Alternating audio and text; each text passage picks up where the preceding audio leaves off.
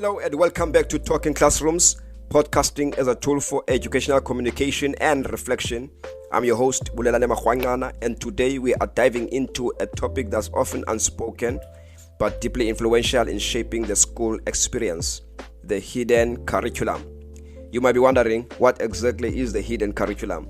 It's not in the syllabus, it's not part of the lesson plan, but it's everywhere between the bells, in the hallways, in body language, in silence, and in rules that are obeyed without question. Let's unpack today what students are really learning without anyone ever writing it on the board. So, because now when we speak of curriculum, we usually most of the time think of textbooks, learning outcomes, and assessments, for example.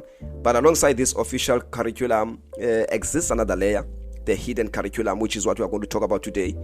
So now there are a few things that are included, that are entangled within this hidden curriculum, which number one, social norms, power dynamics, gender roles, discipline structures, cultural expectations, and even messages about success and failure.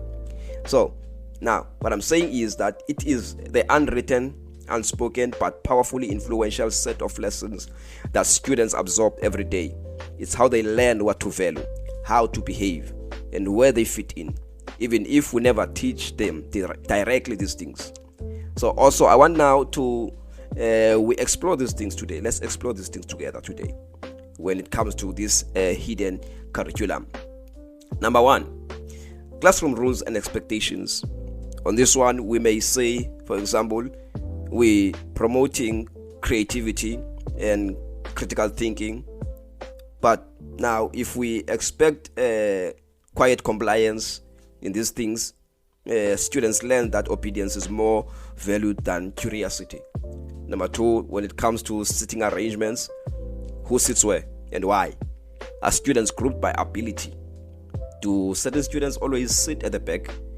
These now that I've just mentioned now, these choices silently teach lessons about inclusion, status, and belonging. Number three, discipline and authority. How we enforce rules often reflects underlying values. For example, do we discipline boys and girls differently? Do we show more patience to high achievers than struggling learners? You see, these are the questions that rise. Number four, cultural and language bias. Are students penalized for speaking in their home language? Are certain accents mocked or corrected more often?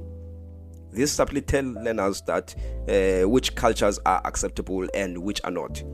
So now, another point is teacher behavior. This one is a killer. Teacher behavior. Even without realizing this one, we model behavior. Our sarcasm, patience, or lack thereof. Our tone, for example, how we handle failure. These are all lessons students pick up without a single word being taught. So now, I want to give you, for example, a practical example from real schools. Maybe even from your school, this might have happened. Because some schools, teachers always call on the same few students for answers. What's the message through that? It says, your voice matters if you are confident and fast. So now everyone else learns to stay quiet. Some other schools, when a student fails a test, there's public embarrassment, perhaps calling out the lowest marks. The hidden lesson behind that is that failure is shameful. Don't take risks. You see? At a staff meeting, for example, a teacher jokes about how these kids will never make it out of township.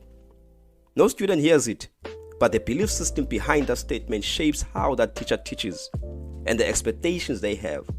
These silent messages shape identity, aspiration, and even self-worth. So now, why? Why should we care? Why should we care? Because students are not just learning math or English. They are learning who they are, where they belong, what is expected of them, what's possible for their lives. And they learn this through how we treat them, what we praise, what we ignore, and how we organize the school environment. This matters, especially in under-resourced communities, where the hidden curriculum can reinforce messages of limitation, low expectation, or silent compliance, when what we need is confidence, innovation, and voice. We can't ignore the hidden curriculum because, quite simply, it's always teaching. So, here's the good news about it. Hidden curriculum can also be a force for good. We can shape it intentionally, like for example, one, self-reflection. Teachers, you must ask yourself, man, do I treat all students with the same level of respect? What am I unintentionally modeling in the way I respond to mistakes or behavior? Number two, inclusion practices. Make room for different voices. Celebrate home languages. Diversify the examples you use. Rethink how you respond to failure, man. Number three, cultural awareness training. School leaders should provide space for reflection on race, gender, class, and unconscious bias. Not to point fingers, but to open minds. Number four, student feedback. Ask your students, what do you feel is valued in this classroom? The answers may surprise you, and they'll definitely teach you something. So, the hidden curriculum is always on. It doesn't need a textbook. That's what makes it so powerful. It's so powerful. That's what makes it so powerful. But it can also be dangerous if it's left unchecked. As teachers, principals, policymakers, and even podcast makers like me, we have a responsibility to name it, challenge it, and transform it into something affirming. Let's use the hidden curriculum to teach compassion, equity, confidence, and the idea that every learner belongs. Because sometimes the most powerful lessons are the ones we never write down, but live out every single day. So, that's it for today's episode of Talking Classrooms. I hope this gave you something to reflect on, and maybe even something to challenge in your own educational space. If this episode resonated with you, please share it. Leave a review or send me a message on social media. I'd love to hear what your students or you have learned without being taught. Until next time, keep the classroom alive and keep the conversation going. I'm Bulelani Marwanqana, and this has been Talking Classrooms.